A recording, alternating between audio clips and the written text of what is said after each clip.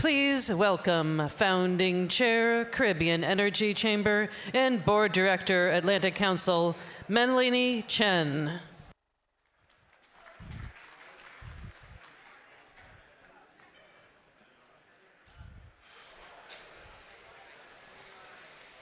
Good afternoon, and welcome to the session on Caribbean leadership at the crossroads of security and development.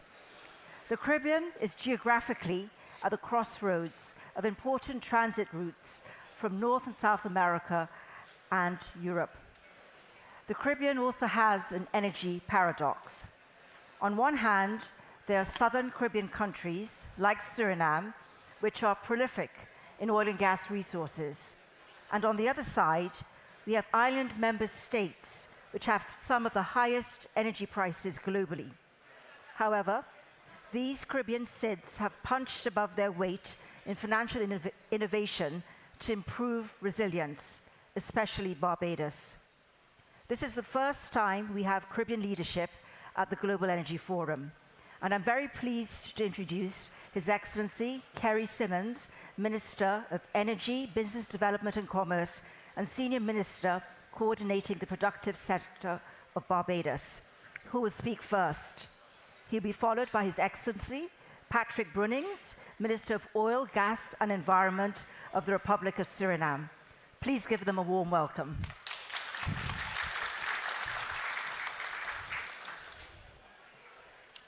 Thank you so much, Melanie. It is a pleasure to be able to address the Atlantic Council. Ladies and gentlemen, good afternoon. Perhaps I should say to you that the theme of the day, the Caribbean at a crossroads of security and development, perhaps I could add to that in the context of a global energy crisis, is really a very important and relevant one. And perhaps I should begin by giving you a little bit of context. For an island like Barbados, we are effectively a net energy importer. And approximately 90% of all the electrical generation that we are able to do is as a result of the importation of fossil fuels.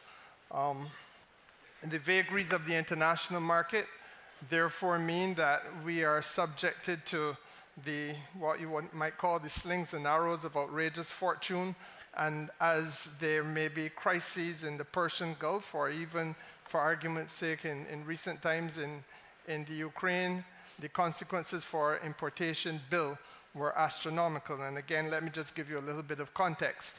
On average, we would import petroleum products into Barbados at a cost of $400 million per year.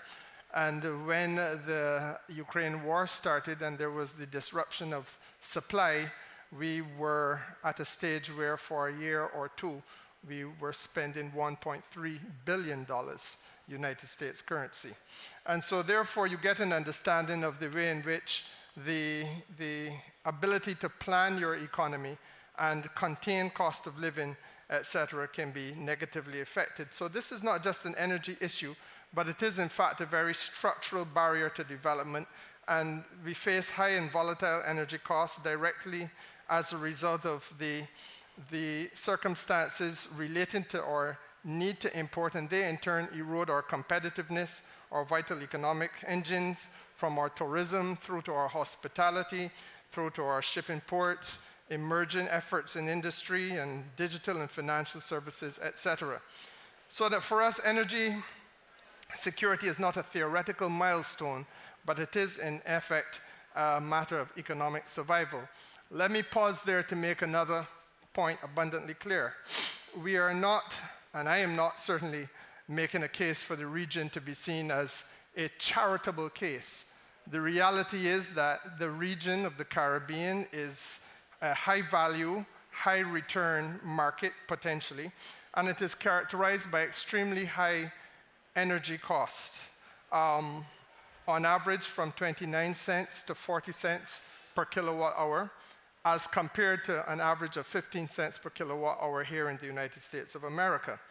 But equally, we are characterized by very aggressive renewable energy targets, and therefore for investors, that makes us a sure bet because of the fact that we have the accelerated rate of return potentially, and equally we are steadfastly committed to ending fossil fuel reliance in the region. Our challenge, therefore, lies in our dependence on the import fuel for generation of 90% or so of our electricity needs in Barbados, and global volatility is imported directly into our grid through mechanisms, for example, the fuel adjustment clause, which goes through to every electric bill in the country. Ladies and gentlemen, I think I could characterize the situation for Barbados very succinctly. First of all, it is characterized by energy insecurity. Secondly, price volatility. Thirdly, surging and escalating costs of living and cost of doing business as a result of the price volatility. And equally, a very aggressive renewable energy ambition, which would see us get into net zero by the year 2035. But there is a solution which we are trying to evolve, and we believe that we have to be mindful, as should all small island developing states, that the International Energy Agency's climate roadmap envisages a 20% residual usage of fossil fuels by the year 2050. And so therefore, where countries like Barbados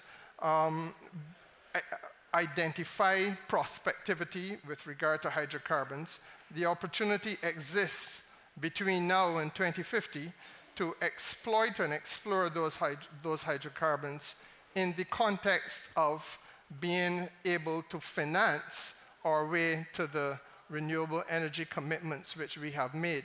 And so therefore, our challenge is really then a matter of finding the markets. And in countries like the United States of America, where there is an apparent rededication to that oil and gas, then we have a potential off-taker. The context for us is that we must do that refinancing in that way, because there is no agreement on what would be or should be the just transition. And so therefore, the issue for us largely then becomes a matter of ensuring that we are able to utilize decarbonizing technology, prioritize partnerships with companies that are able to demonstrate proven capacity in the use of the decarbonizing technology, and management of methane so as to reduce the impact on the climate. I want to say that in addition to that, the Caribbean island states more broadly reflect that an additional reality is that we are caught in a fiscal cycle that actively penalizes climate vulnerability. You don't have to look back several decades to see this. In fact, as recently as last year, when Hurricane Melissa passed through the region and struck Jamaica last October, the official assessments revealed a sobering structural reality. Total damage and losses from Melissa reached a staggering $12.2 billion with a B, United States dollars, but in Jamaica's case, it instantaneously wiped out over 56% of Jamaica's annual economic output from that single climatic event. Multilateral reports now show that despite leveraging highly advanced disaster risk financing mechanisms, including the triggering of catastrophe bonds, parametric insurance payouts, and prearranged contingent credit lines, the sheer scale of the climate shock has left an unmitigated multi-billion-dollar funding gap for reconstruction. And it is at this point that the structural argument has to be looked at. When visiting or when analyzing the existing international financial architecture, even when utilized to its absolute maximum capacity, we still see that there are many instances in which developing nations are left with an untenable multi-billion-dollar gap from a single ecological shock. It is conclusive proof that individual state readiness is no longer enough, and that the problem at this stage is not the fiscal discipline of individual nations in and of themselves, but rather that the problem is an inadequacy of design of the global financial architecture. Caribbean nations cannot be expected to navigate the 21st century climate volatility using a fragmented system of emergency credit. We need systemic global liquidity, and we need to have it built directly into the international financial fabric. The bottleneck that we face is not that we do not have enough sunshine, or that we do not have enough wind, or that we do not have enough waves on the ocean. Rather, the true obstacle is rooted in the architecture of global finance. And without a mechanism to correct this, there is virtually no fiscal space available to fund capital-intensive projects like grid modernization and utility-scale solar deployment and the renewable energy effort as a whole, which must be financed. This structural reality is really what has driven the Bridgetown Initiative. We are proposing through that initiative to have concrete systemic reforms to the global financial framework to unlock capital equity. At its core, it is an initiative which is designed to alter the rules of international finance so that vulnerable nations can access emergency liquidity during crises and secure affordable long-term capital for development. It therefore moves us from a situation where we are dependent on ad hoc aid and move rather in a direction of architectural reconstruction and institutional equity. First, we have to require the systemic integration of climate-resilient debt clauses into all sovereign loan agreements if we are going to achieve this. That particular mechanism is fairly straightforward. In the event of a catastrophe or a verifiable natural disaster, debt servicing is automatically paused for 2 years, and this immediately frees up international liquidity to focus on recovery and on reconstruction, preventing an environmental crisis from becoming an insolvency crisis. Secondly, we are aiming to bridge the cost of capital gap.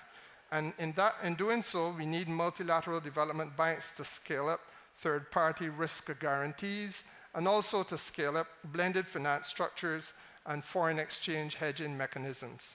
And by absorbing macro-level risk, we can therefore lower the entry barriers for private capital and allow institutional investors to partner with Caribbean nations on bankable grid infrastructure. Ladies and gentlemen, we are therefore no longer speaking theoretically about mechanisms in isolation or merely as pilot plans and pilot projects. At COP28, the global community formally acknowledged this reality through the launch of a global declaration on debt for nature swaps. That declaration, in case you do not recall, targeted the double bind of high national debt and also extreme climate vulnerability at one and the same time. And through that milestone declaration, we have underscored what we have in the Caribbean been saying and knowing and experiencing as a lived reality for a very long time. And it is simply this: you cannot achieve climate resilience when sovereign balance sheets are being suffocated by historic levels of debt servicing. Through these mechanisms, high-interest sovereign debt is restructured into lower cost and long-term credit. The critical policy distinction here, and the blueprint we are advancing, is that the resultant fiscal savings do not disappear into general expenditure. They are rather legally ring-fenced and channeled directly into dedicated resilience funds. This capital is then deployed exclusively to finance concrete transition assets, upgrading transmission corridors, reinforcing coastal protection, and investing in utility-scale battery storage technology and other technologies required to stabilize or change in national grids. Ladies and gentlemen, the global energy transition is fundamentally a question of allocation challenge. The capital exists. What is required, however, is institutional modernization in order to direct that capital where it can achieve, or to the places where it can achieve its greatest structural impact. I want to submit in closing that the Caribbean possesses the regulatory frameworks and the political stability necessary for this transition.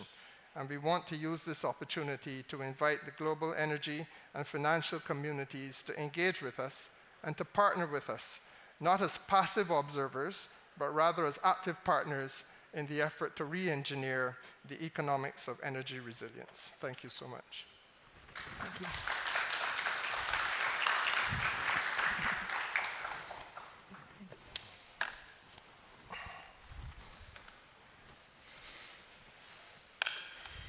Excellencies, distinguished guests, ladies and gentlemen. It's a true honor for Suriname to be part of this forum, and we thank the Atlantic Council and the Global Energy Forum team for its hospitality, and commend the organization for also including the topic regarding the Caribbean region. Through history, strategic fuels and energy security has been in the center of power, starting with wood, where kingdoms regulated forest use to ensure supply for construction, heating, and wars. Then, with coal, nations with large coal reserves gained energy security besides economic and military advantages. Coal-rich nations like Britain gained global dominance, and this energy became directly tied to the industrial and military supremacy.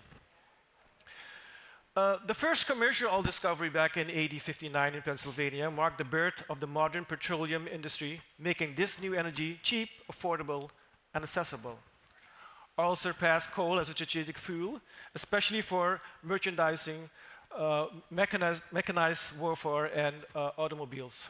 Energy became a weapon of influence, with supply disruptions used to pressure rivals, something that we see nowadays also. Now, most of you are familiar with the energy trilemma, the three competing priorities every country must balance. Energy security on one side, energy equity in the form of affordability and access, and environmental sustainability. The challenge is that improving one often undermines another, forcing governments into trade-offs. Around the turn of this century, less and less countries were willing to sacrifice environment. This was especially headed by Europe, who wanted to transition away from fossil fuels as quickly as possible, but basically replacing dirty fossil fuels with new clean energies like solar, wind, and geothermal energies. This gave relief to the small island development states, the SIDS, in the Caribbean, who are directly feeling the effects from climate change and large-scale pollutions in terms of sea level rise, intensity in extremely rainfalls, droughts, and severe major storms. This was supposed to be the moment that further escalations of climate change would halt and average global temperatures would stay below 2 degrees Celsius. Funding would become available from predominantly polluters that cause climate change. Investments were now expected into resilient infrastructures, grid systems, protection against high sea levels, extreme storms, and etc. We are, again, at another crossroad due to the recent global developments, putting pressure again on environmental sustainability. The world is realizing that additional energy for the exponential growth of AI cannot be supplied by renewable energy alone. This has been said throughout this summit. Transition has become addition. On top of that, the recent wars in Ukraine and Middle East have demonstrated how many countries are still vulnerable when it comes to energy security, and most countries have realized that they now should invest in new energy mixes and to secure their own energy. The low-lying coastal islands in the Caribbean have counted on financial support from major emitters to support adaptation and resilience efforts. Yet, the recent geopolitical and economic shifts just described now threaten to cut off that support. Donor countries are turning inwards, prioritizing their own energy security, grid modernization, and domestic investment in renewables. This can lead to a critical time window before investments will return to the Caribbean region again.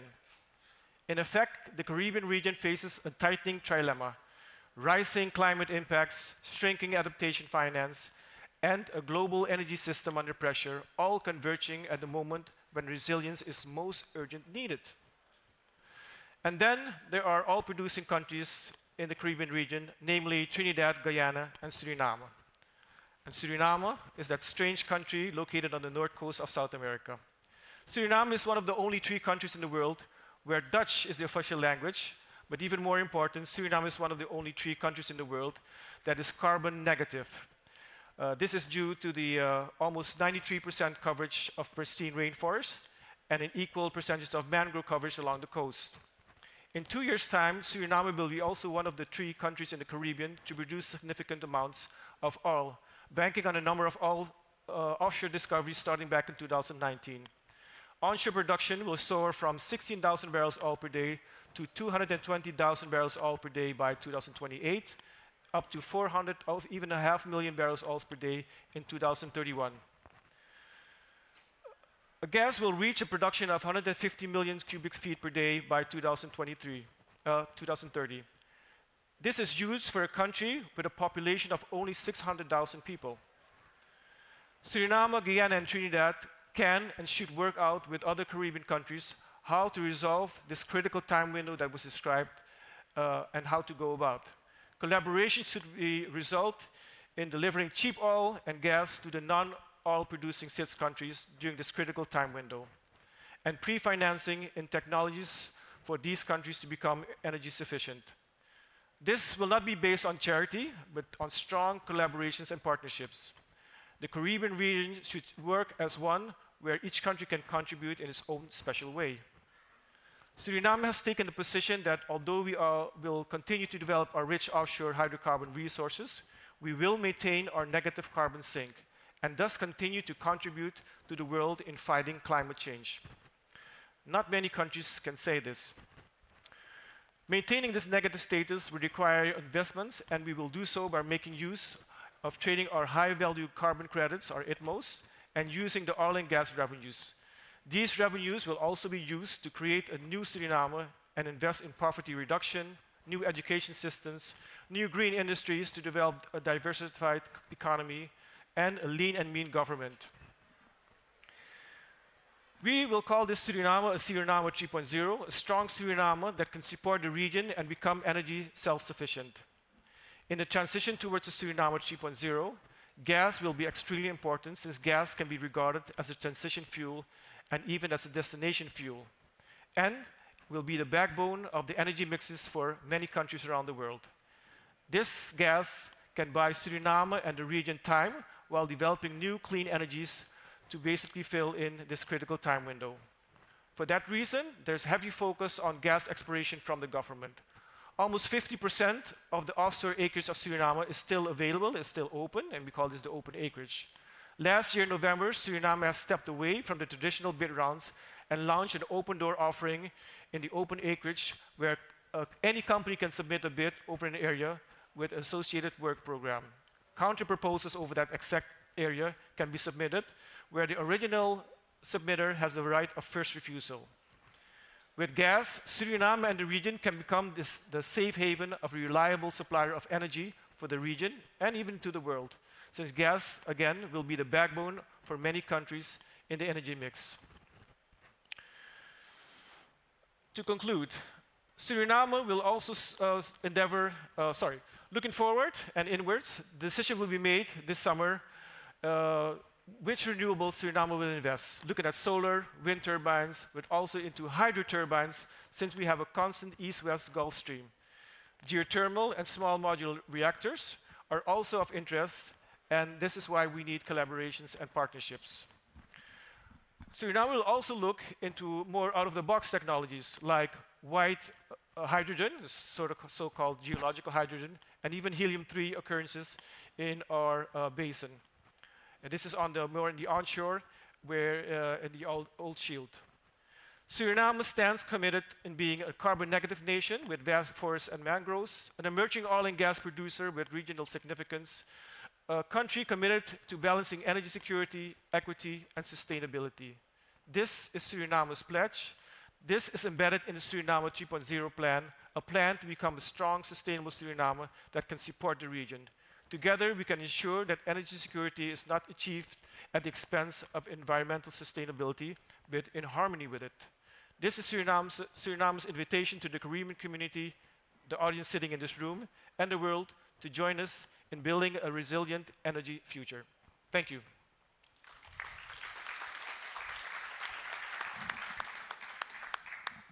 Thank you, ministers.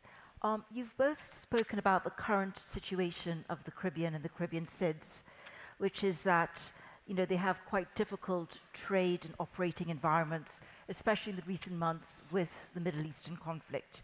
So what does that mean for the regional energy agenda? And does that also improve Caribbean collaboration?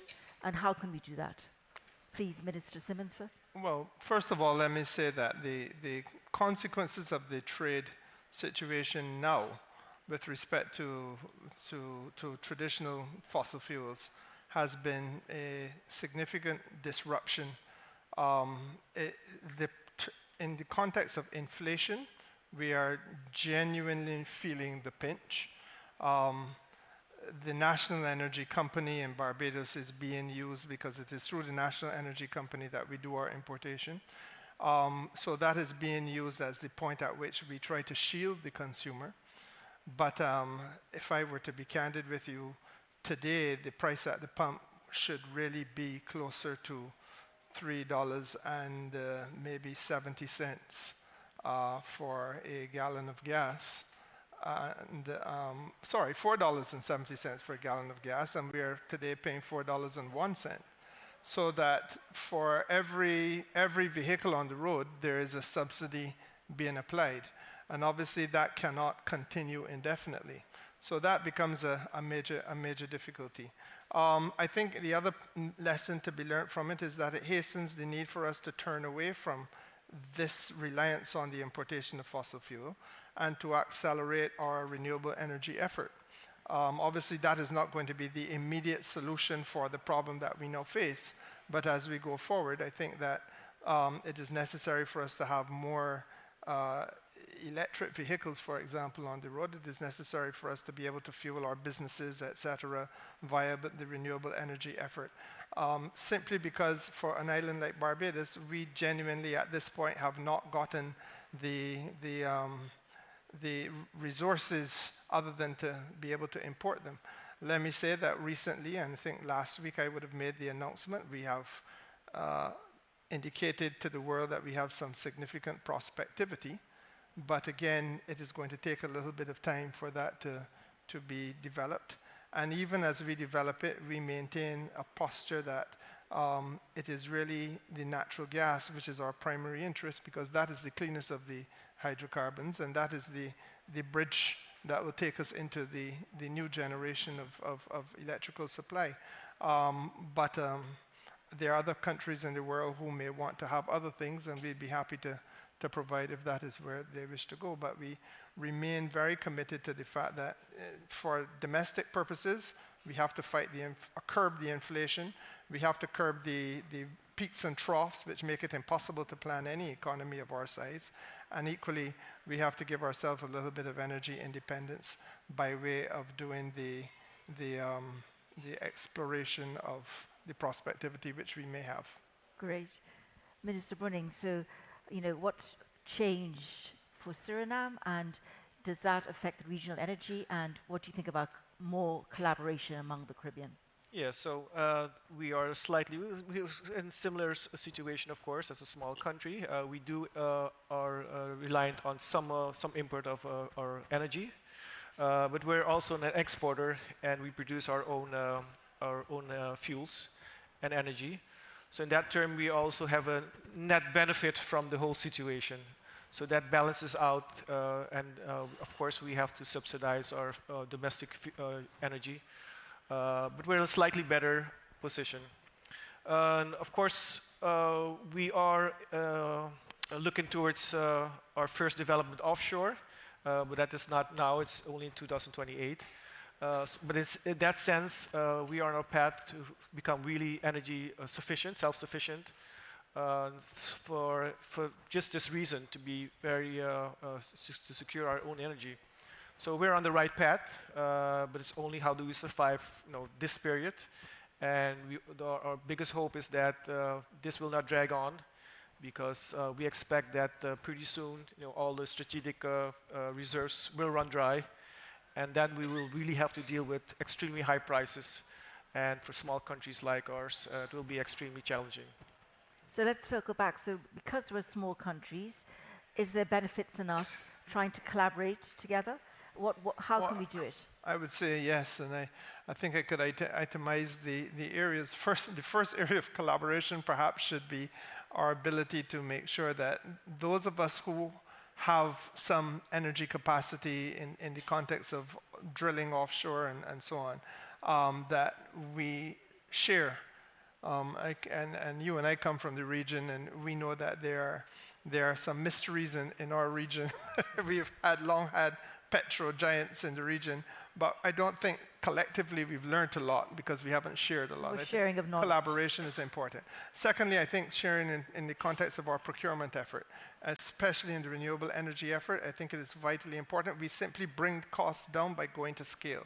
And if we can scale up a procurement effort, then we make it easier for us. All of our consumers collectively benefit if we go into the market for several hundred megawatts of battery storage, for example, as opposed to little bits and pieces here, which really make it very difficult for the consumer ultimately. And finally, I think a key area of collaboration really has to be with regard to our regulatory effort, because it is important to have a regulatory system that is region-wide. I think it gives you greater efficiency, greater specialties, and it is far more difficult to do it country by country because we have small populations and it is very difficult to find the skill sets to properly do the regulatory, build your regulatory capacity when you have a very small skill set or pool to draw from. And Minister Brunings, what do you think the region should be doing in terms of more collaboration? Yes, I think we should identify which country is a champion on a certain field, when it's energy, agriculture, and work together as one. I mean, the Caribbean should be seen as one region, and by identifying these champions, we as a small countries should not concentrate on the whole portfolio. So that's one. Second, indeed, start to prepare for the next crisis, and I think we were just talking about one way of collaborating. For instance, Barbados is looking maybe to get better familiarized with offshore technology. We're in that phase now, so I would love to have some people from Barbados helping us out because we will need resources, and bringing them on board, and when they start to develop their own offshore, they will have skilled workforce for that area. So we have to also think ahead, basically for the next crisis. That's how I see it. Great. Well, you've both alluded to it, so maybe you want to go, there's opportunities in the Caribbean, significant opportunities, and not everybody knows about them. So maybe would you like to outline, you mentioned that you have a drilling program that you've just gone out in Barbados, and then one for the wider Caribbean and one for Suriname, just to make people more aware of the opportunities that exist? Well, in terms of the fossil fuel aspect of energy, yes, we've just begun the process of direct negotiations. So we are inviting companies which would have to be pre-qualified. And again, the pre-qualification phase is important because it allows us to identify partners who are suitable. And the criteria which they must meet is very similar to what I outlined at the podium. We are prioritizing experience and capacity with regard to methane management, with regard to the use of decarbonizing technologies. And of course, given Barbados's prospectivity, then there has to be some capacity in the ultra-deep water, because that is invariably where the benefit, if it is going to be found at commercial scale, is going to be realized. But let me say to you equally that I think in terms of the renewable energy effort, there is an abundance of opportunity. I described it as a high value and a high return type of investment. We need battery energy storage. And it is not just Barbados. I think the rest of the region is also moving lock and step in a direction of the need for acquiring battery energy storage. And therefore, investment in battery energy storage, I think, is a glorious opportunity for potential investors. And similarly, we are now about to launch a 30 to 50 megawatt utility scale wind project in Barbados. It will be the first onshore wind project utility scale. But I do think, again, that this is an opportunity where capital can be brought into the country in order to enable us to meet that and other potential similar investments, because we do want to have wind as a key part of our energy mix. Great. Minister Brunings, opportunities? Yes, in terms, I think I said it in my speech. For us, gas is extremely important. We have discovered gas, and our first gas development will be finalized by 2030. But what's interesting is that for those who know the region, we talk about the Golden Lane from Guyana extending to Suriname, which is the old province. But this gas that we just recently found is from a different source rock. And we think that the source rock is abundant in the rest of our offshore area. And so we're heavily focusing on exploring that, and we welcome everybody to explore with us for this gas, because it can mean a lot for the country, but also for the region. And then there's the other aspect. I'm the Minister of Oil, Gas, and Environment. And somebody said this morning that they have the best job in the world, but I think I have the best job in the world. The interior is extremely high forested. It contains a lot of opportunities for ecotourism. It's pristine forest. It's full of rivers. We have indigenous and tribal communities. So this is another opportunity for the country, but also for the region. And again, we can combine with other countries that of small island development states that they offer more, let's say, beaches, and in the same package we offer ecotourism, and that's also a way of, as a region, offering something unique. Oh, so looking at sort of cross-fertilization of different types of tourism packaging. Yes. Barbados has the beaches, Suriname has the ecotourism. Can offer everything. You heard this first. This is what is going to happen. It is theoretically sound. So as we have just a couple of minutes left, let's just go and let's just touch back on this theme of resilient and sustainable development. So on one hand, you're further along the line. Guyana is definitely much further, Trinidad further in terms of the development of their oil and gas resources. Barbados has the potential, but at the same time, we have renewable energy, which is a large part of our agenda. You're carbon negative. So how are we going to navigate that? Are we going to have a hybrid energy security model? And will you champion that? Maybe you want to go first, Minister Brunings? Yes, definitely. So you see that everywhere in the world it has been discussed. The transition movement has gradually gone over to the addition movement. So that means that every country is re-looking into their energy mix. And in the energy mix, there are sustainable factors, but there's also the base load in terms of hydrocarbons. So we definitely believe in that. We as a country in this Suriname 3.0 concept, at the end of the day, do want to move towards a totally sustainable energy economy, and we think we can do that. It will take time, but again, I think the gas will buy us the time to go through everything and prepares for let's say, for the end game where we are totally green. At the same time, we still be exporting to the world. The world still needs energy. Energy is life. So we have this two-course actually methodology to go forward. So concentrate inwards, ultimately become green, while we still export our oil and predominantly, hopefully, the gas. And the gas, you're looking to also export it to some of the other islands. Exactly. The nearer islands, yes. Smaller LNG to help them. Exactly. And maybe Minister Symmonds, we have a couple more minutes left. No, I agree 100% with Patrick. In Barbados, we are calling it a multi-energy strategy.